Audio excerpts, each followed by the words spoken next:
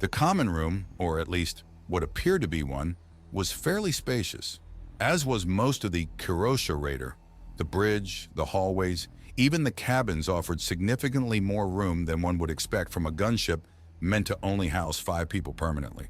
However, that didn't change the fact that it was a ship meant for 5 people, plus maybe 2 or 3 temporarily. And now they were 17. In other words, the common room was packed except for a small space in the middle that Silgvani occupied at the moment. Everyone Silgvani addressed her people, as well as Nadine, whom she assumed to be somewhere in the crowd.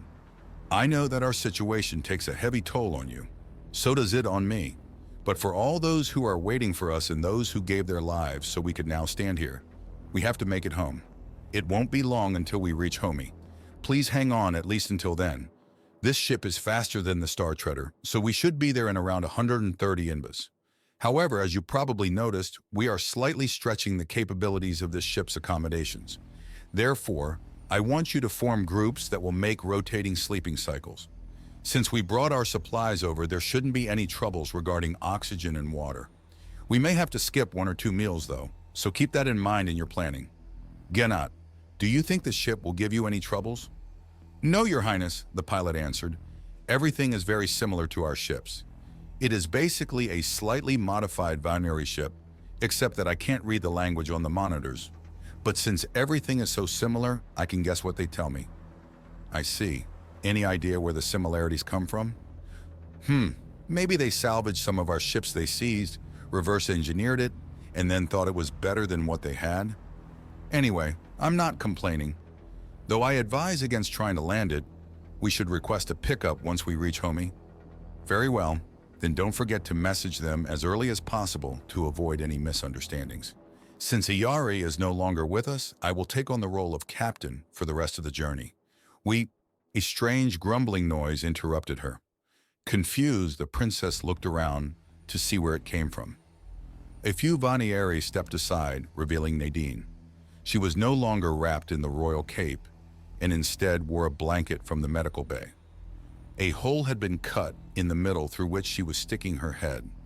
She had also gotten rid of her blood-soaked clothes, so the blanked, or as she had called it, improvised poncho, was all she was wearing right now. Also, her face seemed more reddish than before. I'm sorry, she stammered sheepishly, apparently embarrassed. Well, anyway, that is all. Dismissed.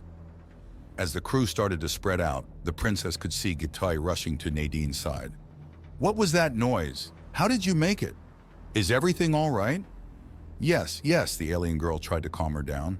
That just happens sometimes when I'm hungry. Right, Silvani stepped into their conversation. We've been postponing that for long enough now. Kabut! The cook, hearing his name, separated from his group and came towards them. Yes, Your Highness, he said with a bow. This is Nadine, the princess introduced her. She is the alien that saved us from the Kirosha. Unfortunately, we know next to nothing about her species, so I want you to find out what she can eat. Nadine, this is Kabut, one of the best chefs on Homie. He has been involved in many diplomatic visits and prides himself on being able to prepare meals for every species in the Alliance. If someone can make you a meal, it's him. The two looked at each other. Especially Kabut looked unsure what to say. But in the end, he simply bowed and led Nadine to the kitchen. Also, Doctor, I want you to make a list of every nutrient that is in the food available on Homie. Nadine seems somewhat educated in that field. Maybe she can help herself with that list. Yes, Your Highness. After everything was set in motion, Silgvani withdrew to the captain's cabin.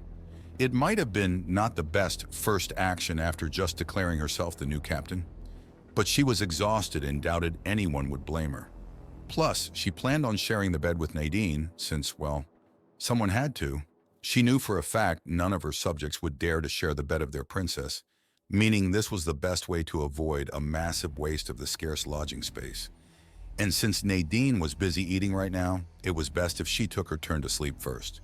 She didn't know how much time had passed when a knock on her door woke her up. Your Highness? She heard the voice of Dr. Githi. It's me. I'm done with the list. The princess stood up, still a little groggy, and opened the door. The doctor came in and handed her a data pad. This is everything I could find in our database. I see. Hmm, she said, scrolling through the list. Something missing? Yes, Nadine told me a few of the nutrients her species needs. I don't remember the exact name, but I'm certain it's not on the list. That is not good. However, these are just the things native to our homeworld. Maybe some of our imports have them. When did she tell you, if I may ask? The princess put the datapad away. The topic came up after we discovered the water problem. Water problem? Oh, right. She said pure water is bad for her. The doctor cocked her head. Bad? But it's water. And she has more water in her cells than any species I have ever seen. How could... Unless, could it be? With that much water, it might be possible that her cells transport nutrients via osmosis. That would be an explanation. Doctor. I'm sorry, the doctor snapped out of her mumbling. I'll look into that. Suddenly, a thought started to form in Silgvani's mind. Say, doctor, as every child knows, tap water is just for cleaning and washing yourself, but not for drinking. That is because tap water is only cleaned, but not thoroughly purified, right? Yes. Gitai answered with a look as if Silgvani had just asked if fire was hot. Why exactly is that? Because that would be a waste of resources to purify water that will only be used for washing. I know that, the princess sighed. I meant what would happen if I drank tap water.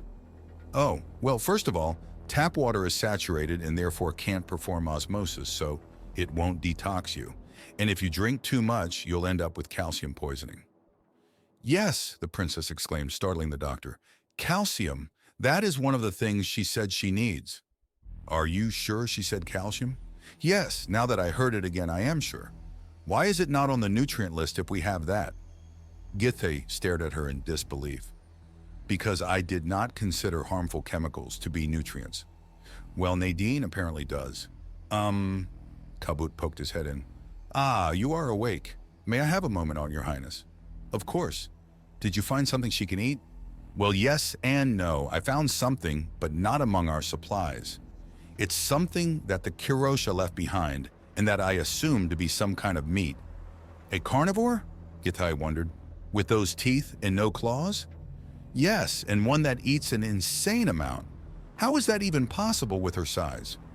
Because weight is a bigger factor than size in that regard, the doctor explained. You, of all people, should know that. Also, she hasn't eaten for a while. Of course I know that, but I doubt that she weighs 400 Vs. Also, for some reason, she mixed the excess blood from the meat in her drinking water. Carnivore or not, that is just messed up. It's actually 500 Vs, or probably more, we don't know because the scales gave in. What?